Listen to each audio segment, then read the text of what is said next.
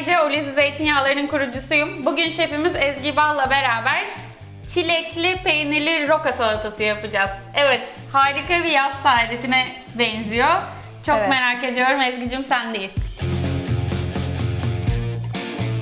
Şimdi şöyle yapacağız. Çileklerden bir sos yapacağız. Yeşilliğimizi roka, tere, burada böyle karışık yeşilliğimiz var. Onlardan iri iri doğrayacağız. Sonra bu çilekli sosumuzla birlikte rokaları harmanlayıp üzerine peynirle servis edeceğiz. Harika. Ben ne yapayım? Senden şöyle bir şey isteyeyim. Bu yeşilliklerden bana şöyle ellerinle şöyle. İstersen bıçak da kullanabilirsin. Nasıl rahat ediyorsan. Tamam. Bu şekilde bana bunun içine... Saplarını kullanıyor muyuz, kullanmıyor muyuz? Saplarla ilgili yorumunu merak ediyorum. Kullanılıyor. Doğrarken kullanabilirsin ama şimdi böyle elle alırken biraz daha hani dokuyu koparmak için Şöyle yapıp kullanmasak daha iyi. gerisini Evet. anladım. Harika. Tamamdır. Yapıyoruz hemen. Ben de bu arada çileklerimizden minik küpler yapıyorum.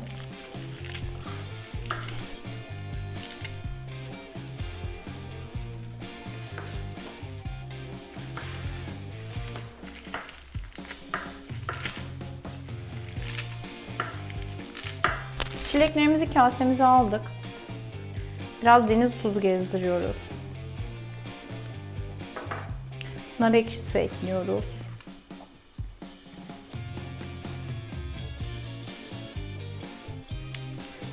Ve salata için Olizi Premium kullanıyoruz. Yine Olizi Premium'un daha keskin bir tadı olduğu için roka acılığıyla beraber güzel gideceğini düşünüyorum. Bir kaşık yardımıyla birleşmesini sağlıyoruz. Senin yeşilliklerin hazır mı Ece? Tereleri de aynı şekilde yapmamı istiyor musun? Tabii tabii.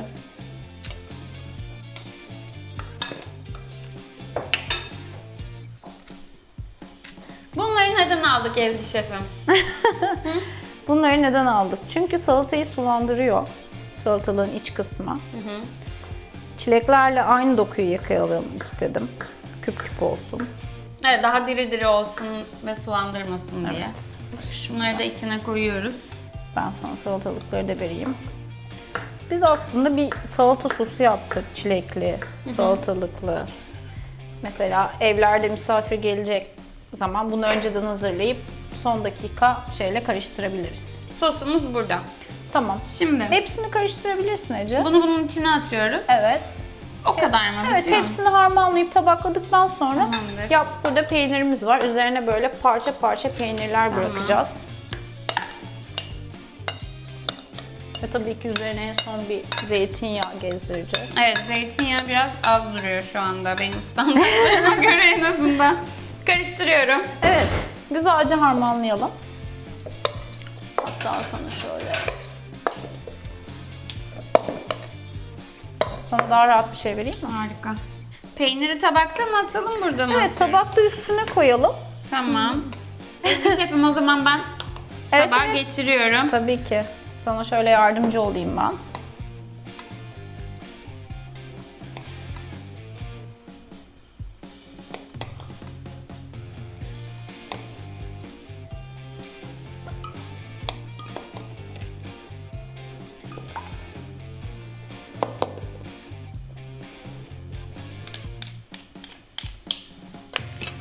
Peynir için buyurunuz.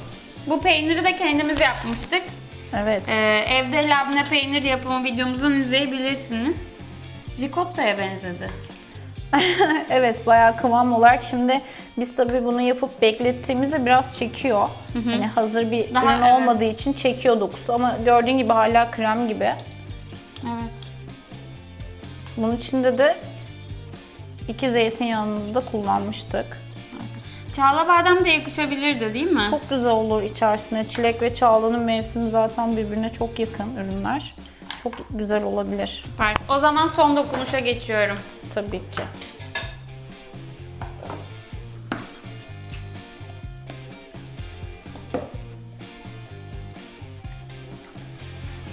Ezgi inanılmaz görünüyor.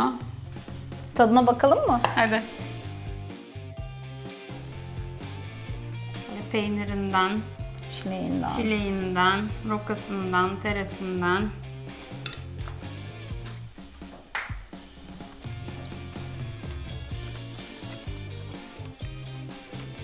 Çok lezzetli. Ezgi, eline sağlık. İnanılmaz güzel olmuş. Muhakkak deneyin. Ve eğer beğendiyseniz videomuzu da beğenmeyi unutmayın. Kanalımıza abone olmayı da unutmayın. Yorumlarınızı bekliyoruz. Mutlaka deneyin. Sevgiler. Afiyet olsun.